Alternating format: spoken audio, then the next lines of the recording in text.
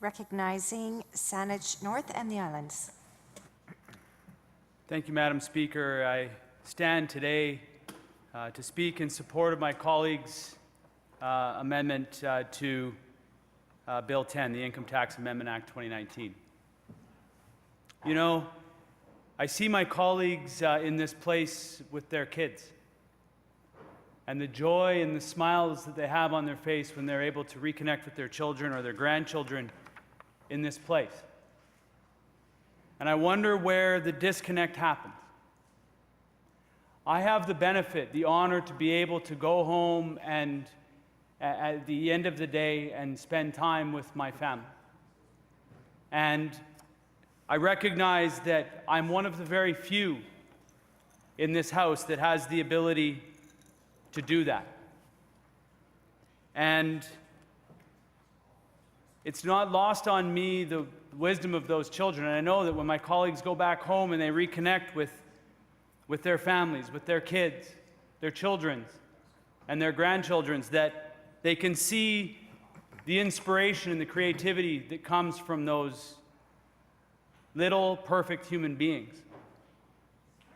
And so, Madam Speaker, it's very frustrating to wind my way through the misdirection, the miscalculation, the misinformation that is LNG in British Columbia, the cognitive dissonance. At a time when 8- and 9-year-old children, 8- and 9-year-old children are standing on the front steps of this building. And everybody, our colleagues, our friends that are in local government, falling all over themselves to be a part of that.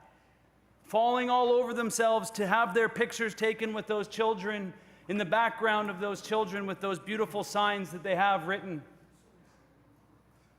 Elbowing their way into those pictures and onto the microphone to be standing with those 8- and 9-year-old children. That somehow, some way, the decisions that have been made in buildings just like this have inspired them to become marchers, protesters, activists at a time in their life when they need to not be activists, to be anything but protesters. Somehow they've been inspired by their peers that are just a little bit older than them to be standing outside in front. See, they're asking for different decisions to be made. They're asking their current government to make different decisions than the previous one. In many respects, those 8- and 9-year-olds voted for the people in this place in their school vote. So we see these signs. We see the message on the signs. We should be preparing for the future, not fighting for it. The climate is changing. Why aren't we? This is what our kids are putting on signs to bring in front of their legislature, asking, demanding that their decision makers pull themselves up from out of the boil that is in this place to make a different decision. You know, those kids have been inspired by one particularly powerful young woman. In fact, by many particularly powerful young people. But it started with this particularly powerful young woman who decided at some point that she was going to pull herself out of school. Greta Thunberg's her name, and take herself out of school, make herself a sign, and go sit on the front steps of the Swedish Parliament. Very simple, very similar to this place. And her words should indeed be a wake-up call. In fact, when we disconnect LNG from the conversation, you can hear and see Greta Thunberg be celebrated by many of our friends.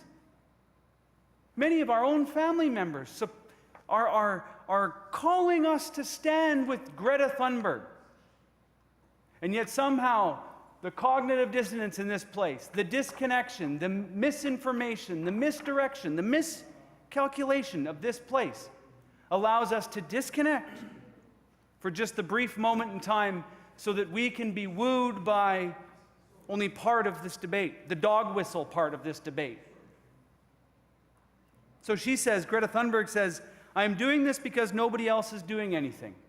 How sad is that a 15-year-old can say with some certainty that she's doing this because nobody else is doing anything? She says, it is my moral responsibility to do what I can. So what is our moral responsibility? Do we share in Greta Thunberg's moral responsibility to do what we can? I think so.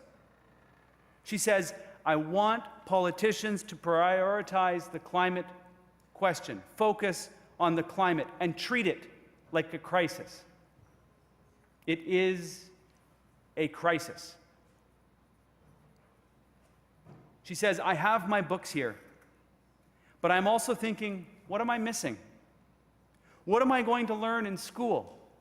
Facts don't matter anymore. Politicians aren't listening to the scientists, so why should I learn? What sense of hopelessness are we instilling in our children? That they somehow find the words at 15 to string together that their politicians aren't listening to scientists, so what is the point of learning? We have a responsibility as leaders to respond to Greta's call. Not by patting her and them, the children out there, on their heads, but by taking real action. By finding the courage within us to relieve ourselves of the burden that this decision that's going to be in front of every member of this House, not just the right and the left, this side and that side, our side and their side, but by all 87 members in this place.